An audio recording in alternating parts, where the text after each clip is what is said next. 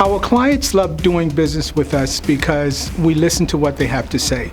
We go out of our way to find the talent that they need, and we deliver the product that they want.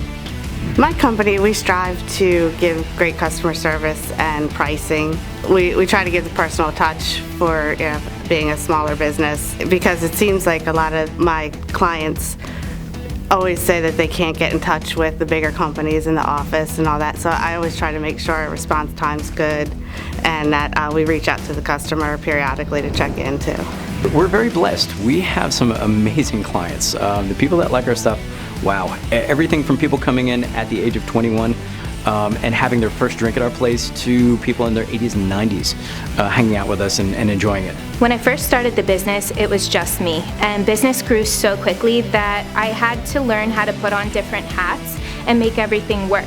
So I always knew I was really good at running a business, but when it came to managing employees, that was a whole different beast. So as we grew quickly, I had to find really good talent who loved to work as well, and learning how to manage both the business and the employees was the biggest challenge for me.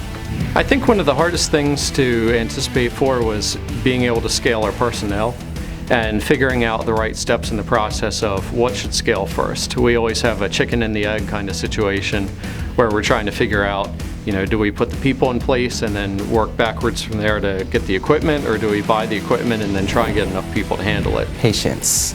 Don't look at what I want, but look at what the universe is going to give me.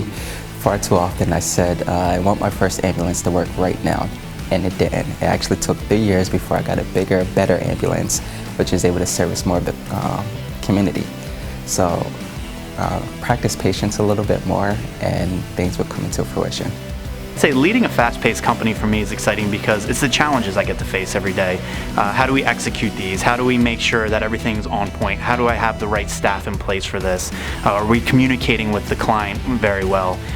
So for me, it's the daily challenges to making sure that event is a success for them 100%. Definitely working side by side with my team.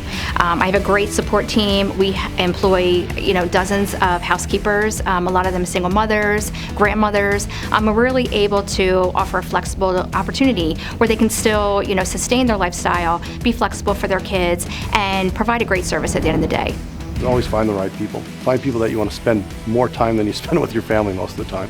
People that you're going to get in an argument with and whatever, but you always know that you're always fighting for the right reasons, right? And you're fighting to get to the same goal. Learning something new every day. We're constantly getting involved in something else. There's a new project or staying ahead of the curve and wanting to be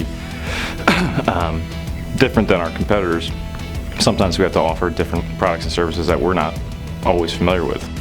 If my team at Drama Kids was in the NBA, the starting lineup would be all of them, because we're only as good as our weakest link, and we don't have any weak links. Honestly, we spend a lot of time prepping and preparing everybody. So I absolutely, there's nobody on my team that I would bench, shall we say.